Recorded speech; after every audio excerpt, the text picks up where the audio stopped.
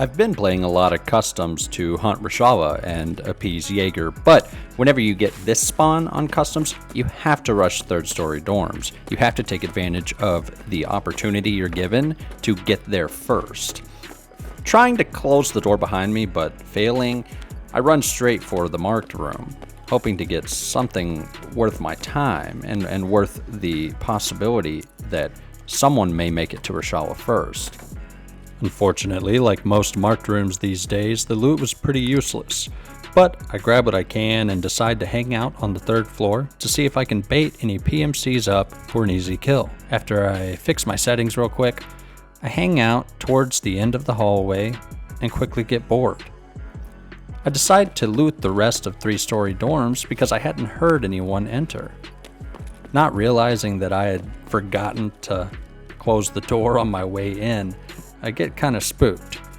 But again, I had not heard any movement, so I trust my instincts, I trust my information, and I go for the safe behind this door anyways. Hearing a grenade that sounded like it was on the first floor, I know I need to hurry up before I overthink this and surprise myself. Staying true to the theme of this dorm's run, the safe had mostly nothing in it, so I'll spare you the details. It starts to get a little dicey in the immediate area around dorms, and if you listen closely, you can hear someone entering through the first floor window. You have to have confidence in yourself that you can handle the situations coming your way, that you have the tools necessary to pull yourself out of them. But as I loot this last safe, I realize I am not alone by a lot.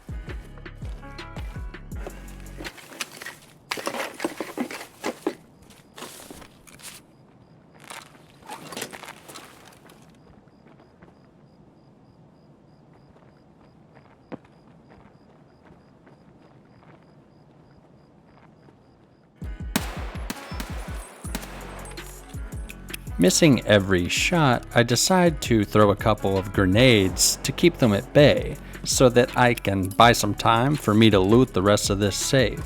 You never know if one of those squares is going to end up being a Bitcoin or something much more valuable than what I have here, but unfortunately, it wasn't. They lob a few grenades my way, but I just block them with the door, think about jumping out that window, and then decide I'll fight over flight. When you're solo up against a squad, information is your biggest weapon. As you can see, they lob a grenade towards the other end of the hallway, obviously having no clue where I actually am. They're trying to gather information just like I am. I'd love to know how many there are, and they'd love to know where I am. They lob a grenade towards my direction, I run to avoid it, and that sound cue allows them to locate me.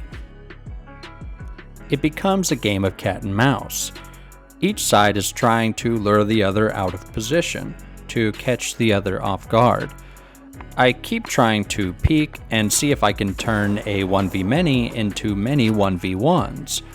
It's hard to hear on the recording, but one of the squad members checks marked room on the third floor. They now know that I've looted it. They're gonna come down this hallway full force any second and overwhelm me. So I run. In Tarkov, it's extremely important to pick your battles, and when your chances of winning are near zero, that's a good time to weigh whether or not it's worth going into it. They quickly pushed the room I was in, pre-firing it even, assuming I had relocated elsewhere. But I realized that I had only one exit, and as a squad, they could easily block it. They had size and numbers, and most likely power, over me. But I had one thing that they didn't: agility. They were a large squad, having to communicate and move together. But I was just one PMC. I could do what I wanted when I wanted. And in this case, I wanted to get out of there alive with everything that they wanted. The fire happened to be open, so I knew that home was just a few seconds away. And I was able to teach a valuable lesson in choosing your battles in Tarkov. Success in Tarkov is subjective, and it was certainly much more fun to outsmart that squad and make out with all the loot than it would have been to die a horrible death.